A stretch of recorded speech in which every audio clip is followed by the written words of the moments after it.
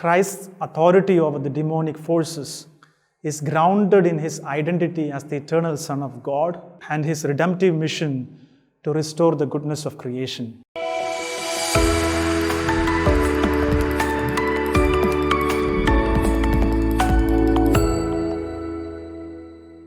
Dear brothers and sisters, in today's gospel, we are confronted with the reality of demonic possession and the authority of Jesus Christ over the forces of evil. As Jesus was passing by the countryside, two demon-possessed men dwelling among the tombs approached Jesus. These men were not merely suffering from psychological disorders.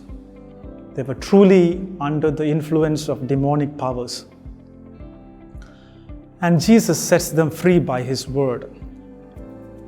I think we can draw from this passage profound insights for our own spiritual growth. St. Thomas Aquinas teaches us that evil is not a substantial entity, but rather the privation or absence of good. The demonic possession we encounter in this gospel demonstrates the tragic consequences of turning away from God, the ultimate source of all goodness. But Jesus, in his divine authority, confronts and commands the demons to leave the possessed men.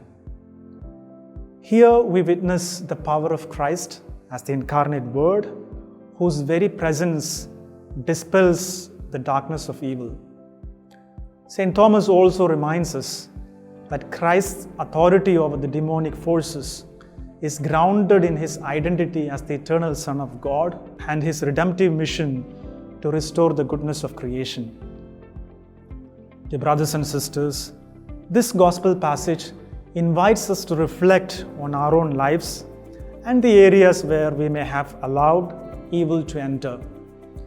It is a call to examine our thoughts, desires, and actions, ensuring that they align with the moral order established by God. By imitating Christ and adhering to the moral teachings of the Church, we can safeguard ourselves from the influence of evil.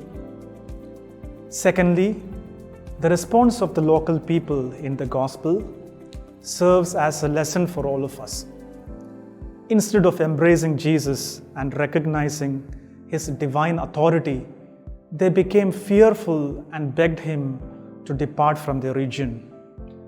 This reaction highlights the danger of giving into the fear of change and transformation. Following Jesus often means stepping out of our comfort zones and showing a willingness to accept the cost of discipleship. As Christians, we are called to engage with the world courageously, facing the challenges and uncertainties of our time. We must recognize that evil exists not as a substantial force, but as a privation of the due good.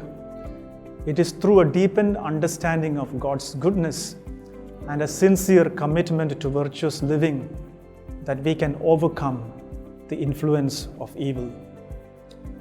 Let us then turn to Jesus Christ, who in his divine authority can expel the darkness from our lives.